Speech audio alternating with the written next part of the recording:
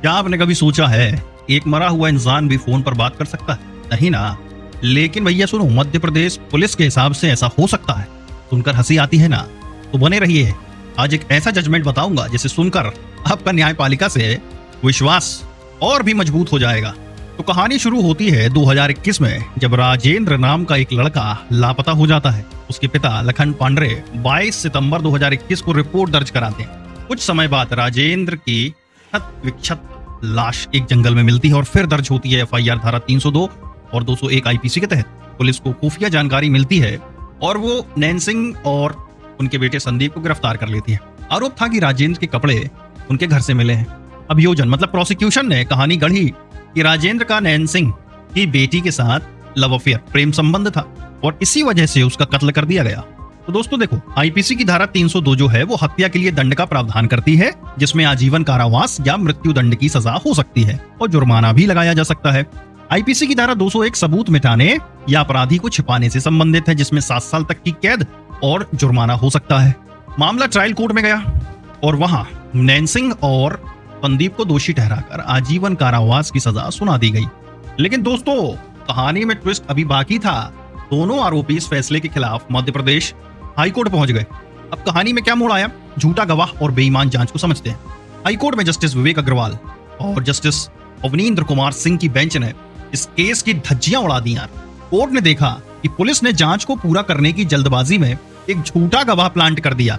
यानी पुलिस वाले खुद ही अपनी कहानी बनाने में लगे थे, जैसे कोई फिल्म की स्क्रिप्ट लिख रहे हो।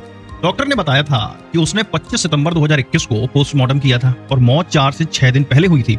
अब यहीं पर लोचा हो गया गुरु। प्रोसिक्यूशन ने 2 गवाह पेश किए जिन्होंने कहा कि मृतक 19 से 25 सितंबर 2021 तक आरोपी की बेटी के साथ लगातार फोन पर बात कर रहा था। अब इस पर हाईकोर्ट ने जो टिप्पणी की वो सुनने लायक है। जैसा कि हम आमतौर पर समझते हैं, विज्ञान अभी इतना विकसित नहीं हुआ है कि एक मृत व्यक्ति मोबाइल फोन के माध्यम से आरोपी की बेटी से बात कर सके। बात तो सही है, ये पुलिस वाले तो मुर्दे से बात कराने वाले बन गए यार। कोर्ट ने कहा यह एक और कमी है जो यह बताती है कि मध्य प्रदेश राज्य में जांच की स्थिति कितनी बेईमान है और पुलिस अधिकारियों सहित सभी अभियोजन गवाह केवल जांच को पूरा करने और चार्जशीट दाखिल करने के लिए झूठ का सहारा लेते हैं, बजाय ईमानदार, पारदर्शी और स्वतंत्र जांच करने के। डीजीपी को निर्देश दिए गए कि जांच सुधारो, डिपार्टमेंटल इंक्वायरी बैठाओ। कोर्ट ने इस मामले को हल्के में नहीं लिया और मध्य प्रदेश के पुलिस महानिदेशक डीजीपी को निर्देश दिए कि वे उचित जांच के लिए दिशा निर्देश जारी करें। साथ ही संबंधित जांच अधिकारी, आयोग और इस मामले में शामिल अन्य पुलिस कर्मियों के खिलाफ विभागीय जांच मतलब डिपार्टमेंटल इंक्वायरी शुरू करने का भी निर्देश दे दिया। कोर्ट ने कहा कि जांच की जाए कि किस बात ने उन्हें निर्दोष नागरिकों के जीवन और स्वतंत्रता को छीनने के लिए झूठे गवाहों को प्लांट करने पर मजबूर किया। इसकी रिपोर्ट 30 दिनों के भीतर पेश करने को कहा गया। अब आप कहेंगे कि डिपार्टमेंटल इंक्वायरी क्या होती है?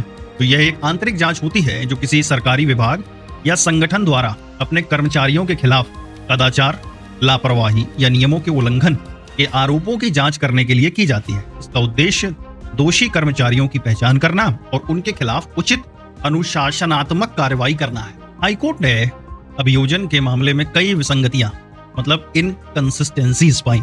नैन सिंह के घर से जो कपड़े बरामद हुए थे वे मृतक के पिता द्वारा बताए गए कपड़ों के विवरण से मेल नहीं खाते थे। पहली चीज। सबसे महत्वपूर्ण बात, मृतक का फोन या उसका गमछा आरोपी के घर से बरामद नहीं हुआ था। दूसरी बात, और फिर आया एक और झोल। प्रोसिक्यूशन विटनेस, जिसे एक मुख्य गवाह के तौर पर पेश किया गया था, उसने आखिरकार कबूल कर लिया कि उसे पूरी घटना के बारे में तभी पता चला जब पुलिस उसे केरल से वापस लाई थी। इस पर कोर्ट ने पब्लिक प्रोसिक्यूटर को भी लताड़ा। बेंच ने कहा कि अभियोजन पक्ष ने इस गवाह से उसके अंतिम बयान पर कोई विरोधाभास निकालने के लिए फिर से पूछताछ नहीं की कि उसे घटना के बारे में तब पता चला जब पुलिस उसे केरल से लाई थी। इस प्रकार यह संबंधित पब्लिक प्रोसिक्यूटर की ओर से एक घोर विफलता है जिसने ट्रायल का संचालन किया। तो अब आप कहेंगे पब्लिक प्रोसिक्यूटर क्या है? तो ये वो सरकारी वकील होता है जो कोर्ट में राज्य या सरकार की ओर से आपराधिक मामलों में पैरवी करता है। इनका काम यह सुनिश्चित करना होता है कि न्याय हो और अपराधी को सजा मिले। तो दोस्तों, कोर्ट ने निष्कर्ष निकाला कि जांच में गड़बड़ी की गई थी और सबूत अविश्वसनीय थे। कोर्ट ने कहा कि आरोपी के कथित प्रेम संबंध का इस्तेमाल केवल उन्हें फंसाने के बहाने के रूप में किया गया था। कोर्ट ने यह भी माना कि चैन सिंह का बयान पुलिस ने जांच पूरी करने के लिए प्लांट किया था।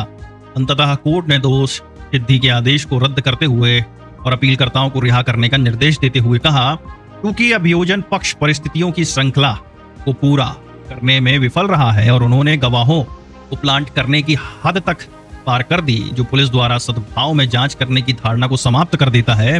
परिस्थितियों की श्रृंखला पूरी नहीं है और इसलिए विद्वान प्रथम अतिरिक्त सत्र न्यायाधीश मंडला जिला मंडल द्वारा इसमें पारित दोष सिद्धि का दिनांक 11/12/2023 का निर्णय रद्द किया जाता है। ये जजमेंट हमें बताता है कि कैसे हमारी न्यायपालिका आज भी न्याय की आखिरी उम्मीद है और कैसे पुलिस को अपनी जांच में ईमानदारी और पारदर्शिता बनाए रखना चाहिए। नहीं तो ऐसे ही मुर्दे से बात कराने जैसे कारनामे करते रहेंगे और कोर्ट उन पर ऐसे ही मजाकिया ताने मारता रहेगा।